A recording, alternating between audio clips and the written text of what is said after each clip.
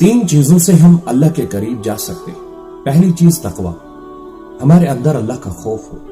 دوسری چیز نیک اعمال اور اچھے اعمال۔ تیسری چیز ہمیں اس کافر کے ساتھ جہاد کرنا ہوگا جو کافر ہمارے دلوں کے اندر بیٹھا ہے، وہ ہے نفس اور شیطان۔ ہمیں ان کے ساتھ جہاد کرنا ہوگا جو ہمیں ہر وقت بہکاتے رہتے ہیں، جو ہر وقت ہمیں ناجائز کاموں پر آمادہ کرتے ہیں، جو ہماری نگاہ کے اوپر قابض ہے۔ ہماری نگاہ ہے، حلال ہے، حرام ہے، اس کی کوئی فکر نہیں، بس ہمیں دیکھنے میں مزہ آ رہا ہے تو ہم اپنی نگاہ کا استعمال کر رہے ہیں۔